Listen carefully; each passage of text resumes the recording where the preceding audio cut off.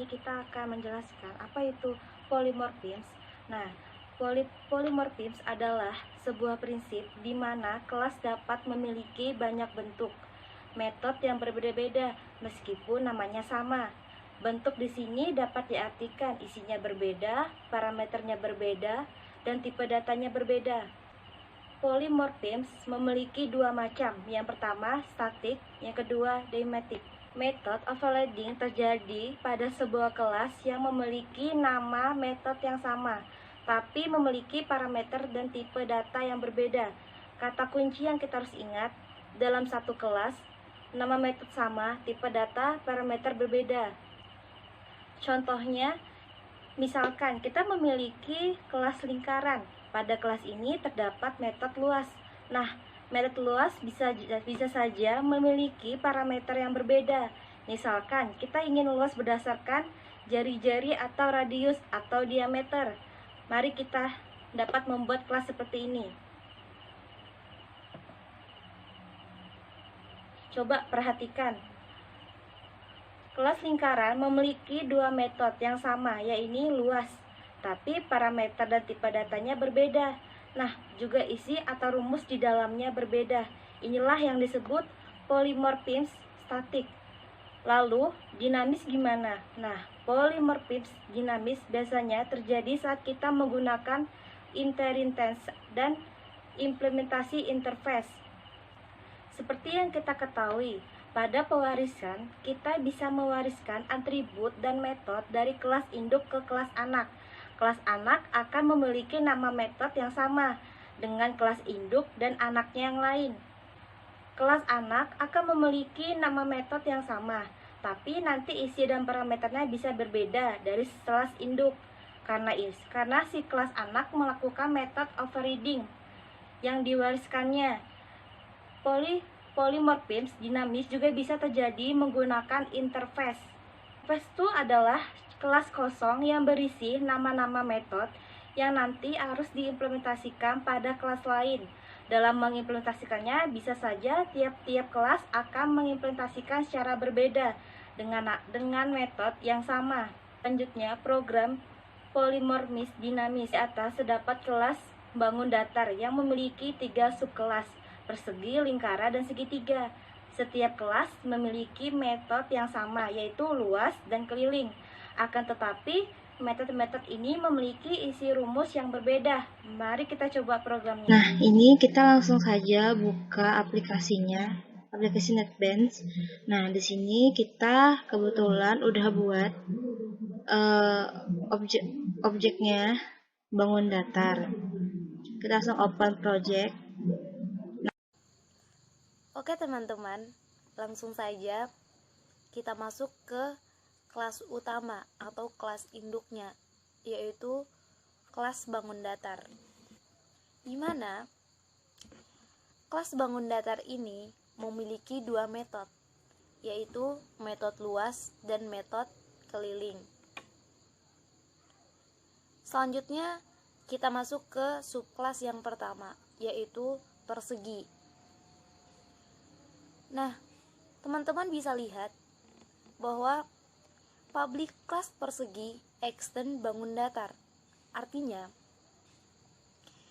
kelas persegi ini akan mewariskan kelas bangun datar, di mana kelas persegi ini memiliki atribut sisi. Nah, teman-teman di sini bisa melihat bahwa di sini kita menggunakan metode overriding, di mana overriding ini dilakukan saat kita membuat ulang sebuah metode pada subkelas atau kelas anak. Nah, artinya kita menulis ulang metode luas dan metode keliling di kelas anak. Selanjutnya kita masuk ke subkelas yang selanjutnya, yaitu kelas lingkaran. Public class lingkaran extend bangun datar. Di sini float R merupakan jari-jari lingkaran. Nah, teman-teman bisa lihat dalam rumus luas dan keliling lingkaran, kita itu bisa memanfaatkan konstantan mat.pi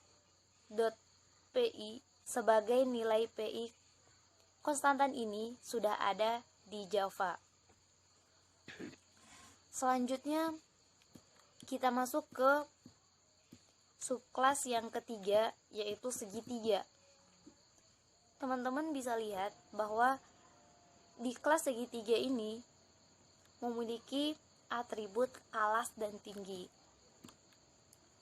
Untuk kelas segitiga itu sendiri, kita hanya melakukan override terhadap metode luas saja. Karena memang untuk metode keliling, segitiga memiliki rumus yang berbeda-beda. Nah, atau mungkin bisa diturunkan lagi menjadi kelas segitiga, segitiga siku-siku, segitiga sama kaki, atau segitiga sama sisi. Selanjutnya, kita masuk di kelas mainnya. Teman-teman bisa lihat di kelas main ini, yang pertama-tama kita membuat objek baik dari objek bangun datar, persegi, segitiga, dan lingkaran.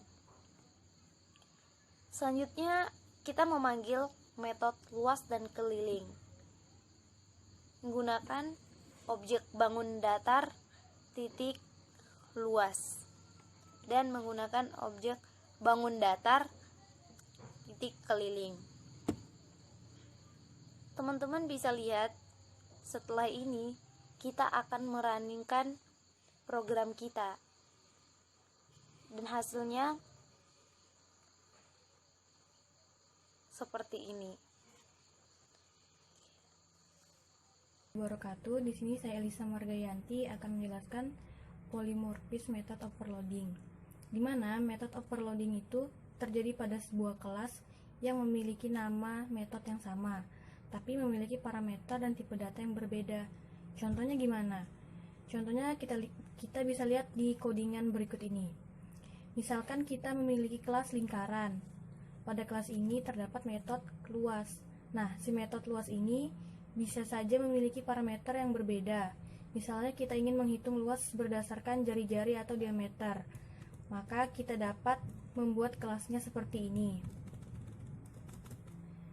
Coba perhatikan, kelas lingkaran memiliki dua metode yang namanya sama, yakni luas. Tapi parameter dan tipe datanya berbeda, dan juga isi atau rumus di dalamnya berbeda. Inilah yang disebut polymorphism statis. Semoga ilmu yang telah kami berikan bermanfaat. Oke teman-teman, sekian penjelasan dari kami. Demikian penjelasan kami, kurang lebihnya mohon dimaafkan. Wabillahi taufiq hidayah. Wassalamualaikum warahmatullahi wabarakatuh.